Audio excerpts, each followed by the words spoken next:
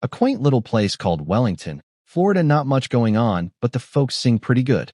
Though the day was bright on May 26, 1990, for local residents it started like any other. The sort of morning when nothing should have happened out of the ordinary. But a single rapping on the door can change everything. A 40-year-old mother of two and wife, Marlene Warren, answered the front door expecting a typical delivery. Instead, she was met with a clown. But not just any clown. A flower-holding clown, forever to be associated with one of the most bizarre and unsettling murders in Florida's history. Marlene's life was snuffed out in an instant. With no warning, the clown shot a bullet directly into Marlene's face. Shot 4, bang. And with just as little explanation, the assassin was gone, disappearing in thick Melbourne broad daylight and leaving nothing but wreckage behind. The money, the clown mask, even the flowers, and a cold-blooded murder can sound out of place to any rational human being as they ask, how could this? Why would someone do such? But this was no ordinary murder. It was a murder mystery shaped by black magic and trickery. What was at first a random act of violence soon became the possible job for an enraged individual, and as they begin to solve it, deeper secrets are revealed than anyone could have seen. The police were initially stumped. Who could want to kill Marlene Warren, a beloved wife and mother?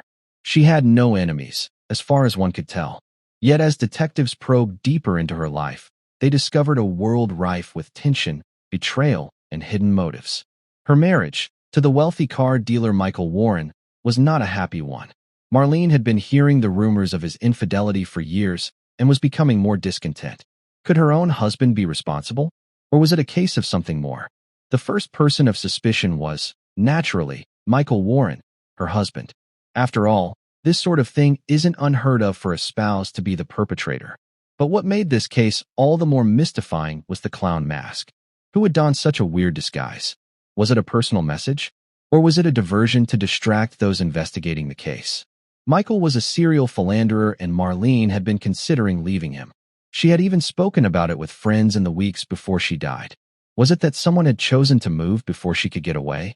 As the investigation unfolded, several potential motives came into focus. Marlene's husband appeared to be the most likely suspect, but as detectives dug in, other suspects surfaced. Marlene's 2 sons were interviewed, and her friendships with people she trusted were investigated. There were murmurs of a jealous ex-wife, a woman who hadn't quite gotten over Michael's remarriage. And there was the larger question of the clown, why one had dressed up as a clown, and whose. The deeper investigators went down the case, the more complex it became. Everyone seemed to have secrets. The clown mask was not a typical disguise. This wasn't any old random costume. It was carefully selected, a peculiar little detail implying that there had to be some reason, meaning. Did the clown mask have a message? To ridicule the mere notion of justice? Or part of some warped plan to throw off investigators? This was not a random act of violence. It was an execution. And what made this case even odder is that, despite mounting evidence against one suspect after another, no woman was ever able to prove with certainty who had done it. Was it Michael Warren, desperate to protect the secret life he led? Or was something more sinister and closer to Marlene and everyone else than anyone had ever suspected at play? For the next several months, the investigation would run in circles. New suspects would come on the radar, only to be excluded. Red herrings abounded, from mysterious phone calls to strange alibis. But as much evidence came in, no one seemed to be able to make the connections. Each time they felt close, the case slipped farther from their reach. And all along the answer to this question hung open in midair. Why a clown mask? Why would somebody go to that much trouble to be disguised? And what were they really communicating? The clown mask, the bouquet of flowers, the cold-blooded murder. It was a spectacle that made no sense but filled in plenty of pieces for investigators. The cold-blooded slaying of Marlene Warren would send shock waves through her family, friends, and the entire town of Wellington, Florida. But as the investigation became more tangled, so too did the truth. Who was behind the mask? And what had motivated them to kill in such a grotesque and theatrical manner? In this case, the deeper we dig, the more shocking secrets and hidden motives emerge in a story of how far someone will go to wipe away one's existence. Before the tragedy that would eternally alter Wellington, Florida, Marlene Warren was just an ordinary person trying to live a quiet life. a mother, a wife, and someone who had made a home full of love and laughter. She had everything anyone could want: a family, a home, seemingly the perfect life. But Marlene's life was a lot more complicated than that. Marlene was born in 1957 to loving parents Serena Bertolucci and Anthony Garofalo of New Jersey. The idea of Marlene, born before World War II, ended in 1945 and raised by two loving parents who gave her wings to grow without any interference, enabled me. Her love provided the nurturing environment where she could thrive. She was known as a vibrant, fiery young woman, the belle of any ball with her infectious smile and bubbly personality. Friends who met her when she was younger remember a young woman who could light up any room and easily make friends and build relationships. In her early 20s, Marlene de Capua walked away from New Jersey and headed to Florida in search of a fresh start. There, she fell in love with a man who was soon to become her husband, Michael Warren. Their relationship looked like something magical at the beginning. They were young, in love, and eager to begin a family. Marlene and Michael got married, yet they had their first child, a boy called Joey, shortly after. The pair would then settle down in the picturesque town of Wellington, and when they did, second son Michael Jr. was born. It was a life that many people would envy. They bought a house, settled into their own little routine, and raised the boys together. For a time, they were perfect. But underneath the picture-perfect surface, cracks had begun to appear in their relationship. Michael Warren, the successful car dealer, was not who he seemed. He had a history of cheating, and over time the seams began to open wider in his marriage to Marlene. By the time Marlene hit 40, she was tired of Michael's unceasing infidelities. The unhappiness in her marriage was an open secret among those who knew her. Marlene's friends and family could tell the relationship had made her increasingly upset. She'd made so many sacrifices in keeping the family together, and now she was beginning to feel like she was sacrificing herself. Though Marlene's marriage was getting to the point of no return, too, she was clear that she intended to make it work for the sake of her children. But over a period of years, she had started feeling increasingly trapped. And it was not only the marriage that burdened her. The strain of having children and then a husband who was not there for her emotionally took its toll. Marlene had been trying to keep it together for years. She was a wonderful mother and fiercely protective of her two boys, Joey and Michael Jr. She would attend their soccer games, school events, and even assist them with homework. She was really the rock of our family, always available to her kids. Not that she let her troubled marriage get in the way of being a mother. But change was afoot. She began to grow apart from her husband, and the thought of living just for children started to feel increasingly claustrophobic. Friends remember that she began to speak openly about her wish to move on from the prison of a relationship draining the life out of her. She was beginning to learn about herself, the self that she had been before marriage and children swallowed her up. In the months before she died, Marlene had started to try and take back control. She had told friends she was planning to leave Michael. It was a choice that had long troubled her, but she'd finally made peace with it. Marlene dreamed of a fresh start to her life, free and independent from the anchor that had become her unhappy marriage. She wanted to see the world on her own terms, find herself again. Friends who chatted with Marlene during this time recall a woman on a mission, a lifelong caretaker of others. She was just beginning to take care of herself at that moment for the first time. She was re-empowering herself, ready to liberate from the authority that had confined her for far too long. She had plans to enter a new chapter, one independent of Michael, maybe in another part of Wellington. But as Marlene was finding her voice, the world started to crumble around it. Her tension with Michael was reaching a boiling point. And while Marlene wanted freedom more than anything else, she had one big thing standing in her way: the unknowable. The prospect of beginning anew was terrifying. And while she had the desire to do so, what lay in store for her remained a complete unknown. But in her heart, Marlene knew it was time. Finally, she had accepted that her marriage wasn't going to get any better. She knew she could not continue to sacrifice her own happiness. But just when she was about to take her first step outside of bondage, the unthinkable occurred, and no one could have foreseen it. Marlene Warren was a woman with aspirations, dreams of a life better than the one she already had, with her entire future in her hands. For while she was taken from life too soon, those who knew her recall a mother and friend with great spirit. She didn't deserve for her story to end so horribly. But the particulars of her life, the dissolution of a marriage, an urge for independence. All laid out before us what would soon become unimaginable tragedy. It was a Saturday morning like any other in Wellington, Florida. The morning where everything seemed tranquil, routine, and safe. But, from the morning of May 26th, that peace and quiet would be disrupted for good. Instead, it was a day of not routine, but of one violent and macabre crime that would leave its deep imprint on the larger community. The sound of someone knocking was alarming to Marlene Warren, a 40-year-old mother of two early in the day. But little did she know that this ordinary, unremarkable moment would be her last.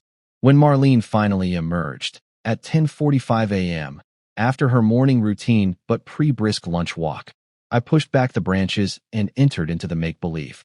She was a mother who had been feeling the pressure of her life and all its attendant stresses. This marriage to Michael Warren. These plans she'd developed, but never executed because she couldn't get past Amara's gaze. Then that emergent thought rebellion against existence that once seemed perfect, now growing choking tendrils around it. But that morning, Marlene wasn't thinking about the potential danger ahead of her. The doorbell rang. When Marlene walked in to answer the knock at her door, she was met by a surprise. A clown at her front door, with a bouquet of flowers. To the vast majority of people, this may have appeared to be nothing more than a harmless, if somewhat weird, gesture. A clown, no less, in full costume with red nose from a man of peace. Except this clown wasn't there to amuse. This was no cheerful gesture. This was willful malice, a planned campaign that we were about to witness. Marlene, ever graceful in a bind, took the bouquet. But before she had a chance to respond, the clown produced from behind the flowers what he concealed in his other hand. It was a gun that he aimed at her face and fired. The explosion sounded, and Marlene recoiled on the front porch of her house as red liquid pooled at her feet. The clown's smile, which lay behind his mask, had not altered. They turned and ran, not hesitating for a second. Marlene lay bleeding on the porch, the shot having rang out with a deafening echo around her peaceful community. But even in that terrible, fleeting moment, no one could have known the horror playing out at her small home on Lawrence Street would grow into something far more complex than a simple, senseless killing. That was merely where the crime stopped being simply a killing and became something more. But what did it mean? The neighbors heard the commotion. Some rushed to assist, calling 911. Others dialed the police. Moments later, police officers arrived at the scene to find one that didn't make sense.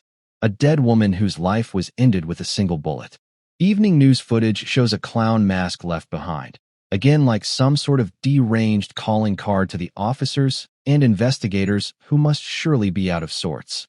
Paramedics came, but they were too late. Marlene Warren was dead. As the police assembled an investigation, they soon discovered there were few motives that made sense. Marlene was not a random victim, nor did she have any criminal activity in which to engage that would explain her murder. Nor was it a botched robbery. The clown, the flowers, and the precision of the attack were too well thought out for that. There was one particular detail that caught the officer's attention: the clown mask left at the scene. Who does such a thing and leaves behind something so theatrical? What was up with the mask? And why kill in such a strange, attention-getting way? The mask wasn't merely a disguise. It was one part of a sweeping and more complicated plan. But whose plan was it? What kind of person would make such an effort to murder a woman and then leave behind a chilling symbol?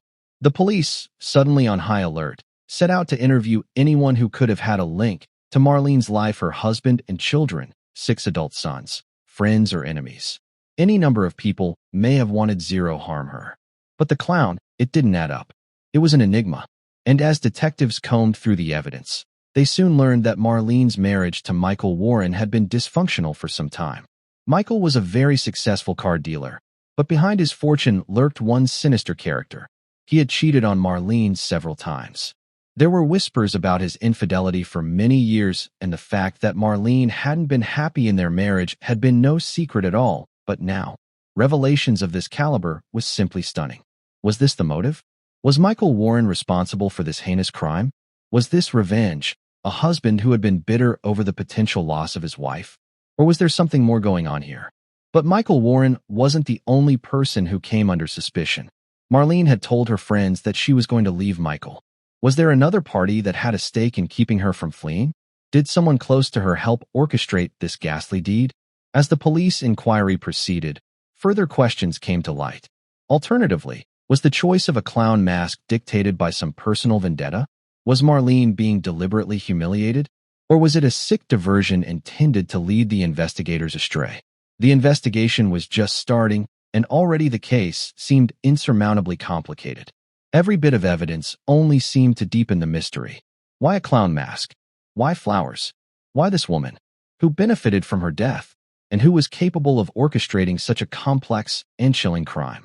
The most crucial question, however, lingered. Who killed Marlene Warren?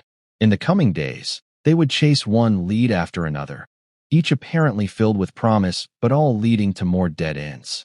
The face became emblematic, a symbol that mocked the idea of justice itself and answered more questions with confusion than clarity to anyone who gazed on it. And as the hours passed, her murder was more than a crime, but turned into a riddle nobody could solve. But the truth was there, cavorting below the surface somewhere, waiting to be revealed. And as the probe played out, it became apparent that this case was anything but typical. May 26, 1990, the night of May 26, L990 was just a start. Early leads. The vicious and absurd murder of Marlene Warren had ripped through the little town of Wellington, Florida. Within hours, the police were on it, and by the time investigators arrived at Marcy's, they had a crime in their hands that just didn't add up. A woman who was shot to death execution style on her front stoop by someone wearing a clown's suit and mask, which were left behind, as well as a bouquet of flowers. What in the world could have precipitated such a weird and unsettling act? It was not long before the police zeroed in on a likely suspect, Marlene's husband, Michael Warren. He was, after all, the only person who might have wanted to harm Marlene. Their marriage had been turbulent for years, as stories of his affairs and Marlene's malaise grew. Friends and family members knew Marlene had been talking about divorcing Michael, as word of her desire to leave the suffocating marriage spread. Was this a crime of passion? A husband so intent on not allowing his wife to leave him that he would go to such unbelievable lengths? The police immediately zeroed in on Michael, asking where he was at the time of Rebecca's murder. He said he had been at home that morning, but the investigators wanted more than his word. Suspicion was nothing new to Michael Warren. Word about his affairs had gotten around, and he'd clashed with Marlene. Certain issues moved him to the top of my list. The detectives, Eddie Men, started clawing back on his affairs. Were they really affairs at all, or something more sinister lingering in Michael's behavior? Could it be that he'd had someone fight the murder? Detectives discovered that Michael had at least 2 mistresses during his marriage to Marlene, one of which was a woman who lived in their hometown named Sheila and whom shared with Michael an abusive relationship. Had Sheila been so angry she sought revenge, or was Michael able to persuade her into committing the murder? Sheila had dated Michael in the past, and clearly still had lingering feelings for him. Some theorized that she might have been jealous of Marlene, especially since gossip was flying about Michael's dalliances and his marriage going up in smoke. Could it have been retaliation? Or maybe Michael had promised her something if she agreed to help him get rid of Marlene for good. But the deeper investigators dug into Michael's relationship with Sheila, that too became murkier. Sheila had not been near the crime scene that morning, and no conclusive evidence placed her at murder scene. So, they followed another lead, the flowers. The bouquet of flowers, in contrast, was a confusing piece of evidence left with Marlene's body. Was it a message? Was the clown attempting to send a message? Or was the bouquet some kind of red herring meant to throw off investigators? It was far too deliberate to be an accident. The flowers were beautiful, tastefully arranged, and clearly more than just a random gift. Who had brought them to her? The question loomed large. Investigators pried into local florists, looking to see whether any had recently delivered flowers to the home of Warren. They inspected the arrangements for anything unusual, an inscription, a hidden message, but nothing popped out. The flowers, like so much in the case, only deepened the mystery. The florist shop was a bust. None could recall having made a delivery to the Warren house that morning. But the question remained, who had brought the flowers? Might it be that the clown was a friend of Marlene's, someone who knew her well enough to carry out such an expertly planned and executed crime? Meanwhile, police honed in on the clown mask. The mask was too particular, too intricate to be a mere random disguise. The mask was tailored, built for a slugger's skull. It was unusual, and detectives thought it might be the key to finding the killer. Somebody had gone to a lot of trouble in order for it to be made. So this was not something that you just jumped into. There would have been some planning involved. There was no other clown mask like his. It was not a cheap Halloween mask, but rather an intricately worked item. It made the whole crime feel even more choreographed. This wasn't just a murder. It was a message. But to whose was that message? Was it Marlene herself? Or was it someone else entirely? During the investigation, a different lead arose. A neighbor had reported a suspicious figure near the Warren property shortly before dawn. The suspect had been spotted walking in the road near Marlene's home, but a witness was unable to give any specifics about him. Was this the murderer? Or had they merely been in the vicinity, oblivious to a crime occurring just half a dozen doors away? The description was vague, however, and the police had little more than a shadowy figure. The case was starting to seem like a maze, with each new lead leading down more paths, but bringing only back alleys. Now the investigation was stalled. The police had interviewed Michael Warren, his lover Sheila, the florist, and their neighbors, but were no closer to finding a killer. The clown mask still seemed an apparition from hell, the flowers a puzzling clue, and the witnesses' fuzzy descriptions a maddening contribution to confusion. There was little in the way of substantial information for anyone to latch onto, and the more they dug around, so went a common refrain, the closer their efforts steered toward nowhere. But just when hope seemed to be lost, an unexpected breakthrough happened. One day, he received a phone call from the local pawn shop. The owner said a man had tried to sell him a clown mask around the time of the attack that resembled one found at Saldana's rental. The pawn shop owner had not given it much thought at the time, but after hearing about the murder, he called the police. The pawn shop owner noted the man's description and that he had been wearing a unique jacket. Not only did the jacket have a distinctive, unusual patch on the back, but this single tiny detail provided police with much-needed lead. Was this the breach they had been anticipating? Perhaps the man who entered his pawn shop was the killer, or, at least, held a key to unlocking whatever had happened. This time, the police had a fresh lead, a man in an unusual jacket and clown mask. A search was underway to locate him, and the clock was ticking. The mystery was by no means solved, but the detectives finally had something to cling on to.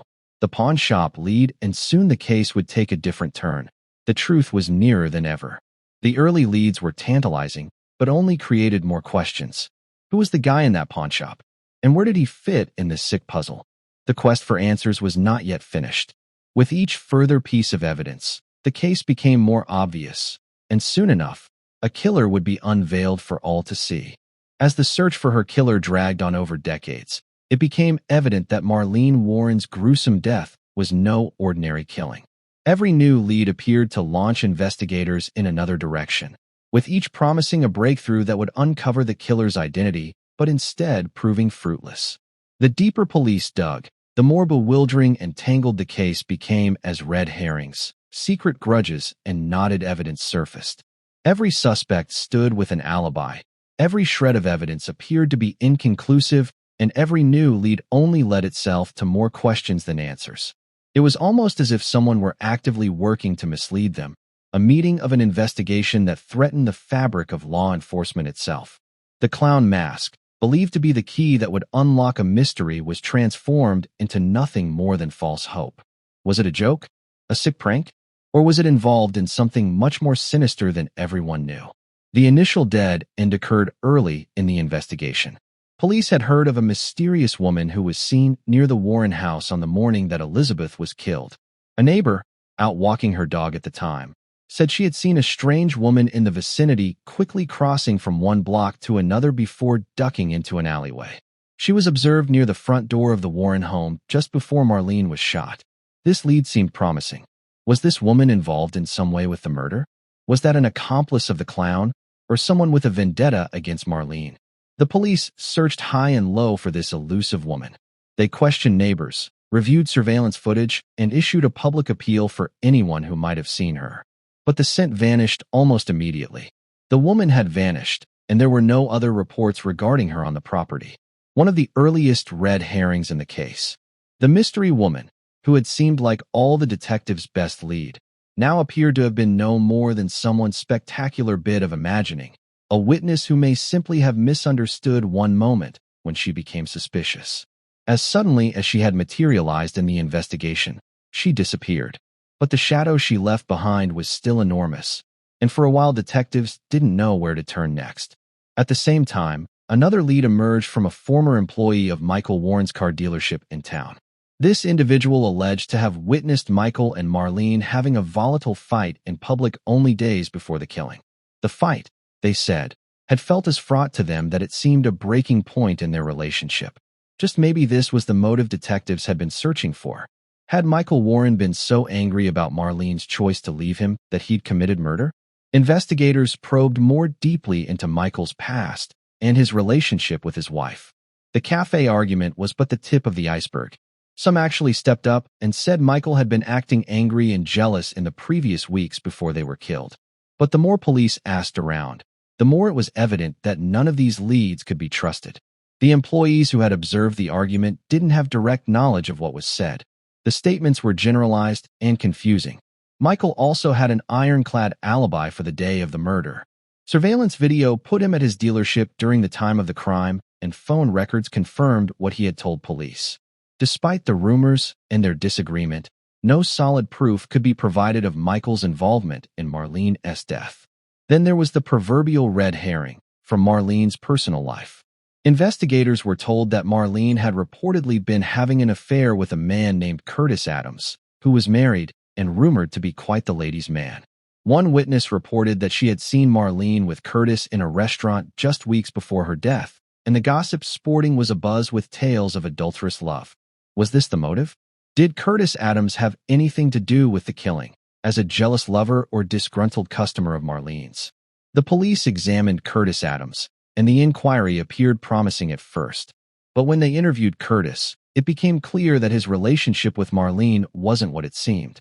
Curtis confessed that he had observed Marlene from time to time, but knew her only on a friendly basis. Nothing romantic happened, no proof of any criminal activity on his part. Once again, a red herring. Another dead end. The case was getting more complex by the day. Every lead seemed to be leading nowhere, and every suspect either a little too close to the victim or totally unrelated. It was like the murderer wanted to throw out a bunch of red herrings, get everything all muddied up and this investigation into a ditch too. And just when it appeared the case might burst wide open, another red herring surfaced. The most recent witness was a frightening one. He could remember seeing some guy wearing a clown mask wandering around the area of the Warren house found your text in dropping that morning. But upon further investigation by the police, they determined the description did not match that of a clown mask found at scene. The witness was drunk at the time and probably made up what he said. This bogus sighting seems to have confused matters even more. The police had to wonder, whom could they trust? Was every lead now suspect? Did the killer get that close, know so many intimate details of Marlene's life, and concoct this perfect plan to keep authorities at bay? At this point, the detectives were also worn down. They were pursuing shadows, chasing ghosts who'd appear just long enough to give them hope before vanishing into vapor. The case unraveled, and the clear route to justice became a maze of confusion. But the moment it looked like their investigation was about to dissolve in chaos, one more red herring would show up and shake them back into doubt. Tommy was seen near the Warren house, and, though he wasn't immediately linked to the crime itself, someone figured out pretty quickly they should talk to him. He was a reputable guy with lots of previous crimes, so he definitely would have made someone we could look at as the doer. He had a history of stealing cars, and there were rumors that he may have been interested in Marlene's family for some reason. But after hours of questioning, Tommy had a verifiable alibi. He was miles from the crime scene when Marlene died. Once more, the gendarmes found themselves on a wild goose chase. For every lead, the investigation seemed to descend further into an abyss of uncertainty. Each wild goose had been a carefully planted one, and they all kept the investigation jumping. It was evident that whoever killed Marlene Warren had intimate knowledge of her life. A person who knew how to work the investigation, from day to day, throwing roadblocks in its path. But who was this trickster? And how would the police ever find out what actually happened when every thread that they pulled it seemed to lead them further from it? The red herrings had gone nowhere. And as days turned into weeks, the investigators wondered whether they might ever find the true story of Marlene Warren's death. The deception game was on. For weeks, The investigation into Marlene Warren's killing had felt like a hopeless labyrinth. Every clue was a cul-de-sac. Every lead led to bafflement, and all suspicions were rapidly lifted. The police were at rock bottom. The once hopeful probe had devolved into a swirling vortex of false leads, citing, and unreliable testimony. But in the chaos, something unusual occurred. A tiny, seemingly insignificant detail that would open up the entire case. It began with a basic element: fingerprints. Even as investigators pored over the crime scene, they had missed a detail that could change everything. While detectives pored over evidence, one of the police officers had a breakthrough. They were able to recover several things from the crime scene. A glass on this porch, something that had been lost amid all of overturned tables and scuffed floor in other parts. The officer decided to take a flyer and run the fingerprints through the national database. For weeks, this glass had been evidence of my sorrow to anyone who would struggle upon a visit. But now, it was the key to solving a mystery. The fingerprint on the glass did not belong to Marlene, or Michael, or anyone else who was related to her within a degree of consanguinity. It did not match any of the known suspects in that case. But as the search went on, the fingerprint was ultimately linked to an unlikely suspect, a local man named Carl Mitchell, whose name never appeared in connection with case until now. Carl Mitchell was one of those troubled men. He wasn't a criminal genius or somebody who had previously been on the police's radar. He was known to have labored in the area where Marlene died around the time she and Renee disappeared, though his name never surfaced during that investigation. He wasn't the first obvious suspect that investigators noticed either. He had no direct relationship to Marlene, and he did not have a motive for killing her. But the fingerprints on the glass were all they needed to prompt another look from police. And when they looked further, to their astonishment, Carl Mitchell had a record. He had a few small thefts, but nothing that would really warrant suspicion in something like Marlene's murder. How was he related to the crime? How did Marlene's killer leave a fingerprint at the murder scene? The police found Carl Mitchell in short order, and as they interrogated him, the truth came boiling to the surface. At first, Carl stated he did not live near Marlene Warren's house, but the investigators were skeptical. They hauled him in for more intense questioning, and, after hours of very aggressive questioning, Carl started to break. Carl confessed. The clown mask was not a random disguise. It was his. They'd hired him to kill Marlene. But there was more. The man who had employed him was Michael Warren, Marlene's ex-husband. The revelation landed on the detectives like a ton of bricks. The prime suspect from the start, Michael Warren, staggered everyone when it appeared that he had paid Carl Mitchell to kill his wife. But why? It seems like the last person, Michael Warren, a well-to-do businessman with every reason to fear his past coming back and nothing to gain from more murder. The response, as Carl discovered, was chilling and sad. Michael had been hoping to keep secrets from people. The fear of losing his money and reputation had led to the unthinkable. Marlene was a danger to the settled course of his life. Michael had told Carl he would pay him a lot of money to murder Marlene, said Carl. But Michael hadn't just ordered a random killing. He'd wanted it to look personal, something that might confuse investigators and keep them off his track. That's when the idea of using a clown mask was born. The mask was not just a disguise. It was part of the theater Michael had made. He hoped the police would believe that it was some perverted message or vendetta, and not just a plain, ordinary crime of passion. He had hired Carl to pretend being a clown in order to mislead the investigation. Carl Mitchell was not a criminal. He'd never done anything more daring than this, and soon came to believe that while involved in the high-stake crime of his life, it had all just been another job. He had never met Marlene. He did not have an axe to grind with her. He'd been promised the money, and that offer was too good to refuse. But when the truth finally emerged, it was Michael Warren who had devised them. When they looked closer at Michael's activities, it appeared that he had in fact been plotting Marlene's murder for months. He'd been observing, watching her, trying to catch the best moment. Michael knew Marlene was going to leave him, and he couldn't let that happen. It would, of course, financially ruin him and air his infidelities as well as what they both knew to be some shady business deals. But Michael didn't plot Marlene's murder solely out of fear losing his wife. He was also motivated by greed. Marlene's death would allow him her share of the family fortune, as well as ownership of their combined property they had constructed together. Another guy was about to hand him the means for financial independence, and for once he'd stopped feeling like a fucking failure. The revelation of Carl Mitchell's confession was the crack in this case. The disparate-seeming leads were coming together as clues, at last. The fingerprints on the glass, a clown mask, and even money led back to Michael Warren. It was a gut-wrenching blow to the family, but it presented what police had been waiting for. Armed now with Carl's confession, the detectives were able to piece together what actually happened. Michael Warren's involvement was undeniable. They were able to account for his movements the morning of the murder, and, suddenly, that alibi they once had was completely slipping away. Footage from a gas station nearby showed Michael out of town only hours before the murder. A call placed from his office showed that he had received a telephone conversation the evening of the crime from Carl Mitchell. The puzzle was solved, and Michael Warren went to jail. The arrest of Michael Warren took everyone who knew him by surprise.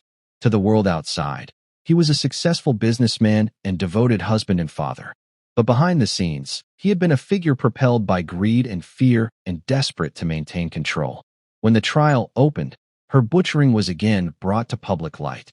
It was a well-thought-out move by Michael, but in the end, it worked to their disadvantage. There was a pawn in Michael's sick game. However, initials Carl Mitchell, Richie, who got sentenced for it, but the real burden of what happened that day landed on Michael. The family that Marlene Warren left behind when she was killed. Her kids, left without a mother to plan their future and nurture them with the love and guidance she promised. Michael Warren's actions had ruined a family, ripped apart a community, and stolen the life of an innocent man. Something was served there, at least in the end. Marlene's killer was denied his lie, and the truth that had haunted him could not be contained. A man who killed to silence an innocent girl's father burned in public shame. After weeks of mystery, confusion, and controversy, the truth was out. In a courtroom, a respected businessman turned defendant, Michael Warren, sat awaiting the decision that would change his life forever. The courtroom was charged with suspense, and all eyes focused on the judge as he prepared to issue a final verdict in a case that had transfixed Wellington, Florida. The trial of Michael Warren had been a tornado. The Time fanboys were pardoned. Jonathan was given absolution from grace for the part he played in Marlene's death, though it cost him dearly. The revelation from Carl Mitchell, the chess piece he'd sacrificed in his sick little game plan. Carl's had been the words that shattered Michael's facade. Meticulously pieced together over time, it all fell apart. And now, once all the evidence pointed right at him, time for judgment by a jury. Carl Mitchell had painted a damning portrait. He had been paid by Michael Warren to off Marlene, in a plan that was as masterful as it was manipulated by the man's sheer greed, fear, and sense of inherency control. The clown mask, the flowers, and the deliberateness of using murder. It was just how Michael planned it to suppress his secrets, or rather, as another source explains in the closing minutes of Thursday's installment, there were reasons. But Carl, racked with guilt over the botched crime, took the stand against him and laid out exactly how Michael had conned him into doing murder. Michael had orchestrated it all. He had thought a lot about how to murder her, believing that if Marlene was gone somehow, he would be able to keep his money and preserve his social standing.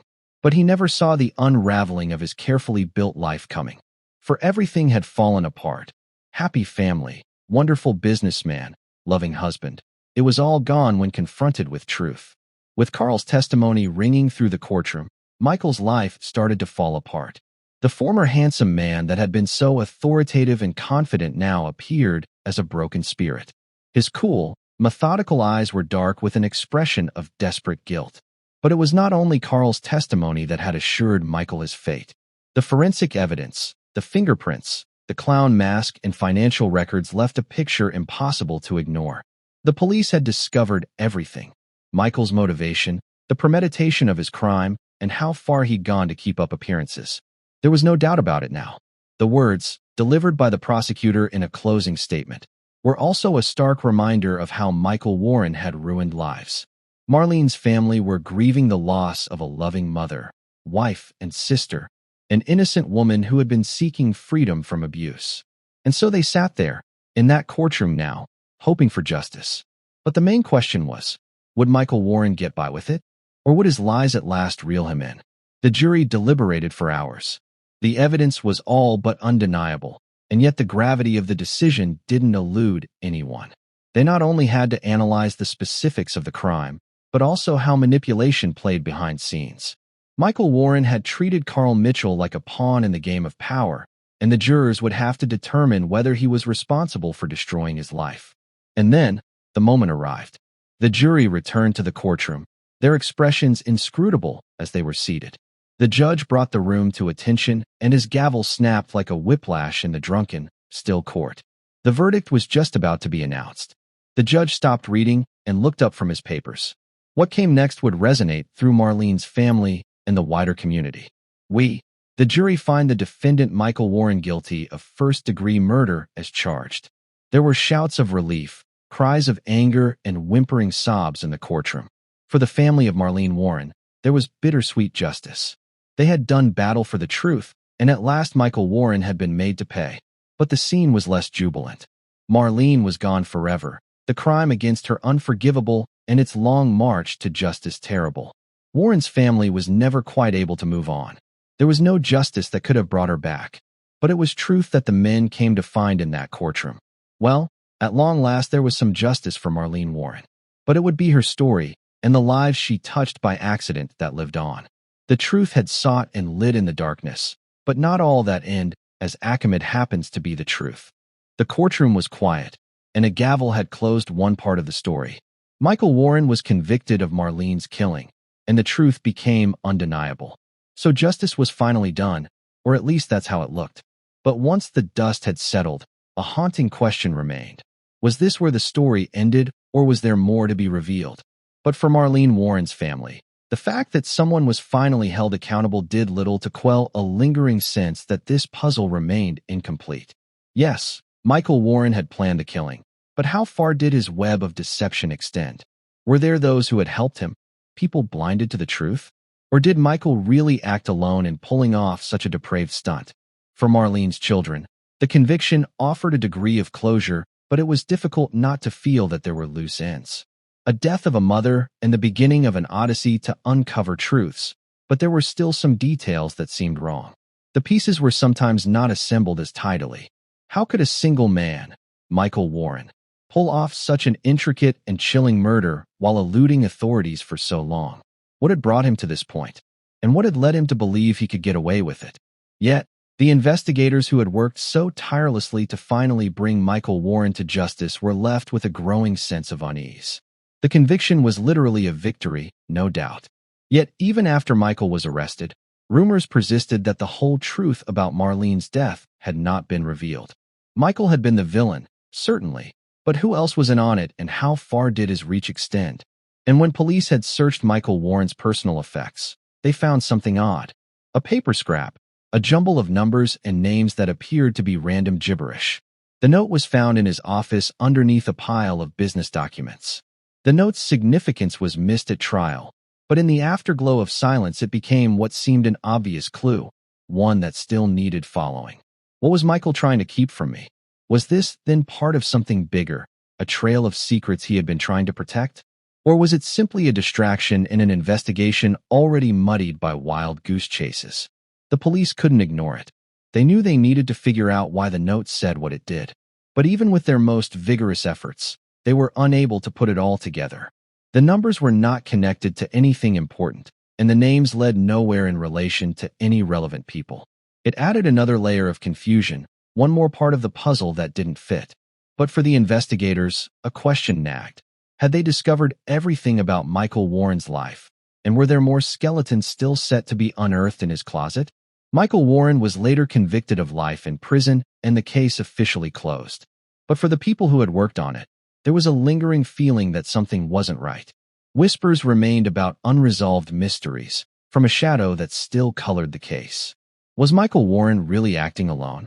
Was there anyone else who might have been involved with the planning of a murder?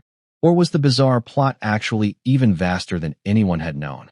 Marlene's family had learned in one fell swoop that they would never again lay eyes on Rosie, a mother and sister who was gone too soon, broken stalked where she worked.